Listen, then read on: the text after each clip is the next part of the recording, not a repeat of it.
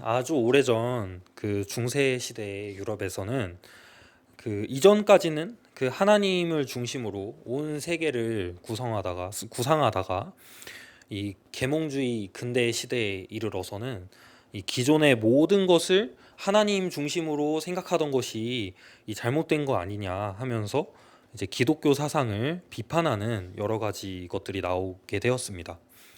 그중 이 기독교의 하나님에 대해 이 비판적이고 독립적인 입장 중에 하나가 이신론이라는 건데요.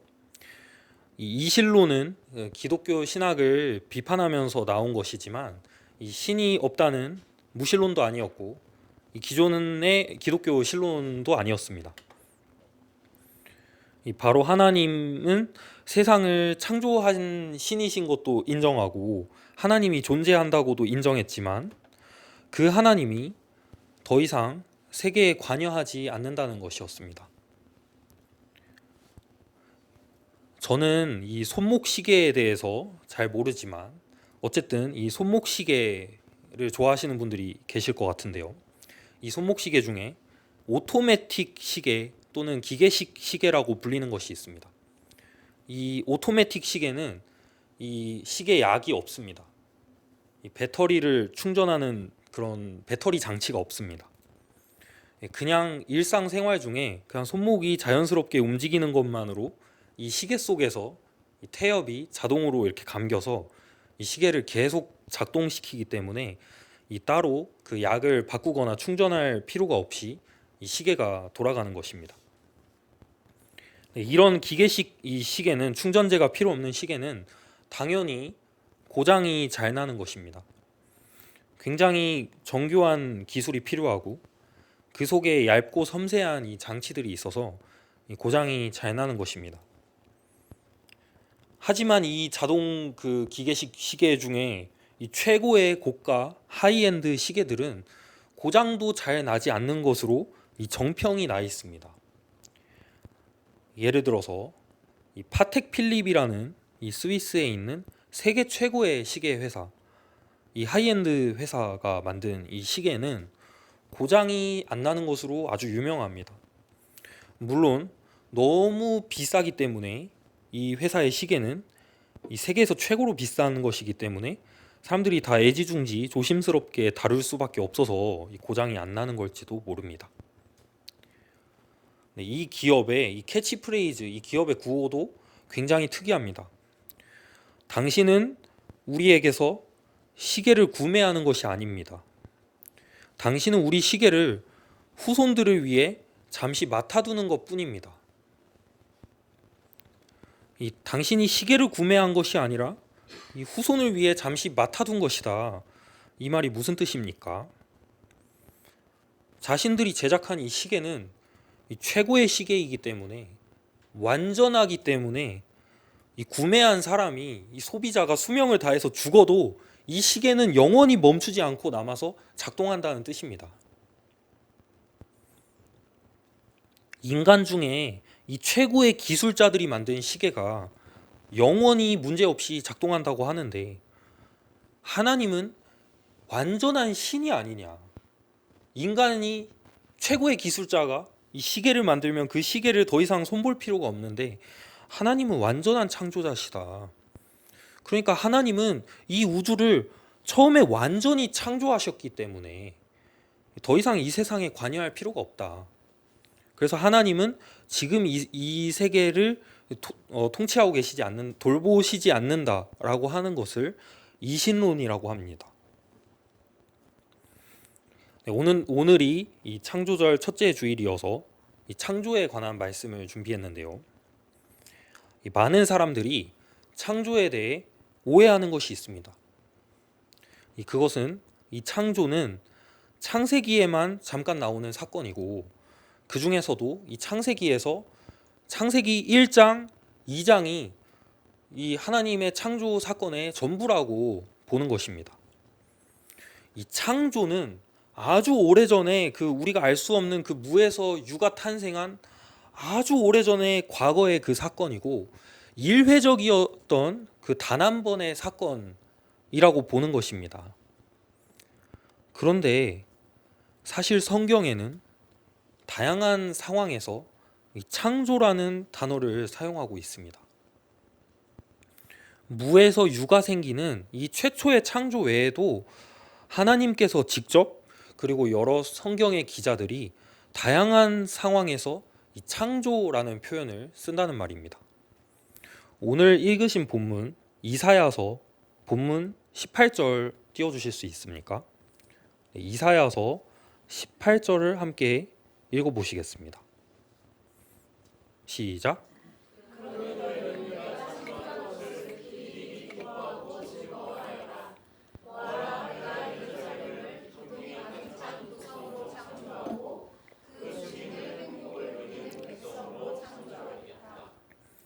네, 이사야서에서 하나님은 내가 창조하겠다라고 말씀하십니다.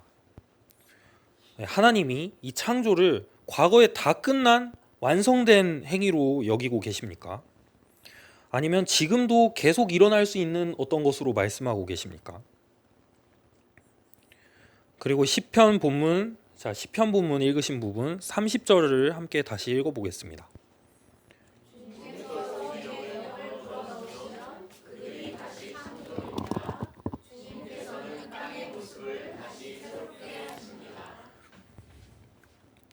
네, 시편 기자는 이 주님의 영이 임하면 세상은 새롭게 창조된다고 말합니다.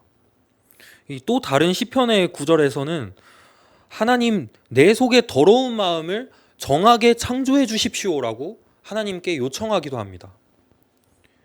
이 창조는 무에서 유가 생기는 과거의 단 한순간이 아니라 지금도 계속 일어나고 있는 것입니다. 또 하나님이 약속하신 완전한 세상, 하나님의 나라가 이루어질 때까지 계속되는 것입니다. 지난달에 제가 선물과 은혜라는 제목으로 예수님이 베데스다 연못에 있던 병자를 치유해 주셨던 사건을 말씀드렸는데요. 기억하시나요? 고맙습니다. 네, 그 이야기의 뒷부분에 이제 그 엄청나게 은혜로웠던 지난달의 설교가 이제 그 말씀이 네, 네, 그 베데스다에 있는 연못에 있던 병자가 이제 고침을 받으면서 끝났는데요. 사실 그 다음 이야기가 있습니다. 그 다음 이야기가 읽어보면 뭐냐면 예수님이 그 병자를 고쳐주는 사건이 안식일에 일어났었던 거예요. 그래서 이 안식일에 그런 일을 하면 안 되기 때문에 이 율법학자들이 예수님께 왜 안식일에 사람을 고쳤냐고 예수님께 따졌습니다. 안식일은 이 하나님이 창조하고 쉬었던 날인데. 그러니까 예수님이 이렇게 대답하셨습니다. 내 아버지께서 지금도 일하고 계시니 나도 지금 일한다. 이 말씀은 하나님의 창조 행위가 6일 만에 종료되었다는 생각을 뒤집는 가르침이었습니다. 내 아버지는 지금도 일하고 계신다. 하나님은 이 세상을 창조하시고 역사 뒤로 물러나 계신 게 아니라 계속해서 창조 행위를 하고 계시는 것입니다. 이것을 최초의 창조와 구분해서 계속적 창조 또는 현재적 창조라고 할 수 있을 것입니다. 자, 그렇다면 지금도 계속 창조 행위를 하시는 하나님은 완전한 창조자가 아니라는 것인지 반문해 보게 됩니다. 왜냐하면 제가 말씀의 이 서두에서 계몽주의 시대 기독교 신앙을 비판하면서 이 이신론자들이 나왔다고 말씀드렸습니다. 완전한 신이 세상을 창조하셨다면 그 신은 세계에 더 이상 관여할 필요가 없다. 신이 완전한데 신의 창조도 완전한 것인데 어떻게 계속해서 세상에 관여할 필요가 있는가? 이것이 이신론자들의 주장이었습니다. 이 최고의 시계공은 말씀드린 대로 완벽한 시계를 만들기만 하고 더 이상 손볼 필요가 없는 시계를 만듭니다. 그렇다면 신이 창조한 세계는 더 이상 신이 손볼 필요가 없어야 하는 거 아니냐는 말입니다. 네, 그런데 이 말은 신이 완전하다는 것을 이론적으로 이 개념적으로만 생각한 것이지 이 성경이 계속해서 얘기하고 있는 하나님의 특징과는 아무 상관이 없습니다. 성경이 말하는 하나님은 완전하십니다. 그리고 성경의 하나님은 전능하다고 표현됩니다. 그러나 계속해서 세계를 창조하시고 계속해서 세계를 돌보십니다. 왜 그렇습니까? 우리를 사랑하시기 때문입니다. 전능하다는 것은 이 말장난을 좋아하는 사람들이 자꾸 이론적으로 개념화시키는 만능과는 다른 뜻입니다. 그보다 훨씬 우리의 실생활에 밀접한 것입니다. 자, 예를 들어 보겠습니다. 우리 연용님이 일해와 함께 야구놀이를 합니다. 연용님은 사실 시속 160km로 직구를 꽂을 수 있는 강속구 투수인데요.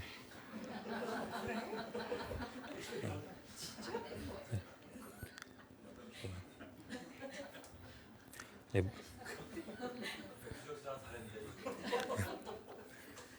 네.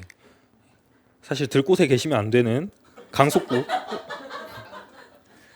네. 무시무시한 구속을 갖고 있는 투수입니다. 이 무시무시한 연용님이 일해와 함께 야구놀이를 하는 것입니다. 김일해 받아라. 내 공을 칠 때면 한번 쳐봐라. 어디 한번 쳐봐라 하고 160km 직구를 꽂는 겁니다. 네, 그러면 일해가 이 아빠와 함께 야구놀이를 할 수 있겠습니까? 아, 아빠 혼자 놀아. 나 아빠랑 야구놀이 이제 안 해. 하게 되는 것입니다. 연용님은 일해와 함께 야구놀이를 할 때는 힘을 적당히 빼서 30km만 던지는 것입니다. 왜 그렇습니까? 일해가 함께 야구의 기쁨을 즐기도록 하기 위해서. 그러면은 일해는 우와 아빠 방금 내가 홈런 쳤어. 나는 커서 이대호 같은 선수가 될 거야. 그러면 이 연용님은 이 자기가 홈런을 친 것 같은 도파민이 막 나옵니다.